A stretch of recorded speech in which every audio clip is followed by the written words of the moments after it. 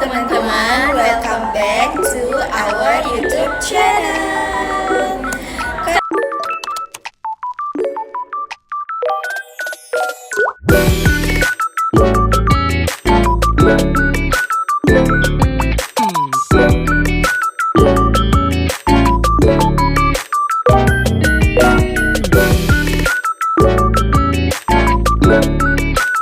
Kali ini kita akan membahas mengenai faktor yang mempengaruhi efisiensi kebijakan moneter dan stabilitas mikroekonomi di Indonesia.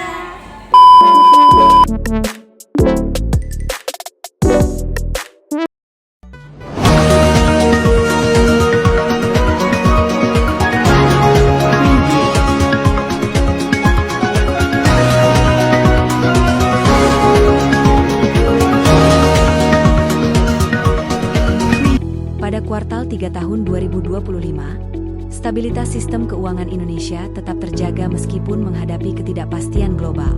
Menurut laporan resmi Otoritas Jasa Keuangan, OJK, berbagai indikator seperti kualitas kredit perbankan, kekuatan modal, dan likuiditas industri keuangan menunjukkan kinerja yang solid. OJK juga terus mewaspadai berbagai risiko global, sambil mendukung pertumbuhan ekonomi domestik. Stabilitas ini penting karena mendukung keberlangsungan usaha kecil dan menengah dalam jangka panjang, serta menjaga kepercayaan konsumen terhadap sistem keuangan nasional. Data terbaru menunjukkan bahwa penyaluran kredit perbankan kepada UMKM mencapai hampir 1,5 rupiah kuadriliun per Juli 2025, atau sekitar 18,61% dari total kredit yang disalurkan perbankan. OJK menyatakan optimisme bahwa pertumbuhan kredit UMKM akan terus berlanjut di akhir tahun ini. Validasi akses pembiayaan ini menjadi kunci dalam meningkatkan kemampuan UMKM untuk bertahan dan berkembang. Selain itu, OJK telah mengeluarkan aturan baru tentang kemudahan akses pembiayaan bagi UMKM, POYK nomor 19 tahun 2025, bertujuan memperluas akses kredit secara mudah, cepat, dan inklusif sehingga sektor usaha mikro bisa semakin produktif. Bank Indonesia menjaga kebijakan moneter dengan mempertimbangkan prospek inflasi dalam target sasaran, sambil berhati-hati terhadap volatilitas pasar global. Meski suku bunga kebijakan belum banyak berubah, transmisi kebijakan moneter ke kredit komersial tetap menjadi tantangan karena beberapa bank masih menahan penyaluran kredit di tengah kondisi ekonomi global yang tidak menentu. Hal ini menunjukkan bagaimana kebijakan moneter yang efektif membutuhkan waktu dan dukungan dari sistem keuangan yang kuat agar dapat berdampak langsung kepada pelaku usaha kecil dan rumah tangga. Kali ini kita akan membahas tentang efisiensi kebijakan moneter adalah kemampuan Bank Indonesia seperti perubahan suku bunga acuan untuk mencapai tujuan utama yaitu menjaga inflasi, stabilitas nilai tukar, dan pertumbuhan ekonomi.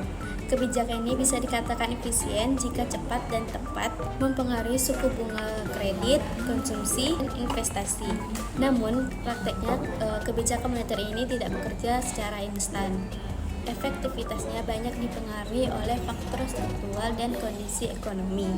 Bank Indonesia sendiri menyebutkan bahwa transmisi kebijakan moneter dipengaruhi oleh kondisi sektor keuangan dan perilaku pelaku ekonomi. Di Indonesia, tantangan utama efisiensi kebijakan moneter adalah adanya jeda waktu atau time lag yang tidak merata, dampak kebijakannya menyeluruh dan sektor ekonomi, dampak kebijakannya di seluruh wilayah dan sektor ekonomi. Adapun faktor yang mempengaruhi efisiensi kebijakan moneter, yang pertama adalah kondisi perbankan dan likuiditas. Walaupun Bank Indonesia menurunkan suku bunga acuan, bank tidak selalu langsung menurunkan suku bunga kredit. Hal ini karena bank mempertimbangkan resiko kredit, kondisi likuiditas internal. Faktor kedua adalah struktur sistem keuangan dan inklusi keuangan. Daerah dengan akses perbankan yang rendah, kebijakan moneter menjadi kurang efektif karena masyarakat dan UMKM sulit mengakses kredit. Ini membuat dampak kebijakan lebih terasa di kota besar daripada di daerah. Faktor ketiga adalah koordinasi kebijakan fiskal dan moneter. Jika pemerintah menjalankan kebijakan fiskal ekspansif tanpa koordinasi yang baik, tekanan inflasi bisa meningkat dan mengurangi Efektivitas kebijakan moneter. Karena itu, sinergi Bank Indonesia dan pemerintah sangat penting. Faktor yang keempat atau yang terakhir adalah pengaruh global. Suku bunga Amerika Serikat, arus modal asing, dan harga komoditas dunia sangat mempengaruhi nilai tukar rupiah.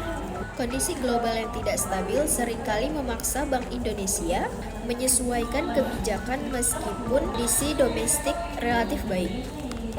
Stabilitas mikroekonomi berkaitan dengan kesehatan rumah tangga, UMKM, dan sektor perbankan. Jika sektor mikro tidak stabil, kebijakan moneter menjadi kurang efektif. Contohnya, ketika suku bunga diturunkan, tetapi pelaku usaha menghadapi penurunan pendapatan atau risiko usaha tinggi, mereka tetap enggan mengambil kredit. Akibatnya, tujuan mendorong investasi dan konsumsi tidak tercapai. Stabilitas mikroekonomi juga dipengaruhi oleh yang pertama, kualitas kredit dan tingkat kredit bermasalah atau NPL. Yang kedua, tahanan UMKM terhadap inflasi dan suku bunga. Yang ketiga, pengawasan perbankan oleh OJK. Otoritas Jasa Keuangan berperan menjaga stabilitas mikro melalui pengawasan perbankan dan perlindungan konsumen. Ketika sektor keuangan stabil, transmisi kebijakan moneter menjadi lebih lancar dan efektif. Jadi, kesimpulannya, efisiensi kebijakan moneter di Indonesia dipengaruhi oleh 1. Kondisi perbankan dan likuiditas, 2. Inklusif dan struktur keuangan, 3. Koordinasi fiskal moneter, yang keempat adalah faktor ekonomi global. Sementara itu, stabilitas ekonomi adalah persyaratan yang penting agar kebijakan moneter benar-benar berdampak pada masyarakat dan dunia usaha. Oleh karena itu, sinergi Bank Indonesia, OJK, dan pemerintah menjadi kunci stabilitas dan pertumbuhan ekonomi nasional. Itu tadi pembahasan kita. Terima kasih sudah menonton. Sampai jumpa di video selanjutnya. Jangan lupa like, komen, dan Subscribe. Bye.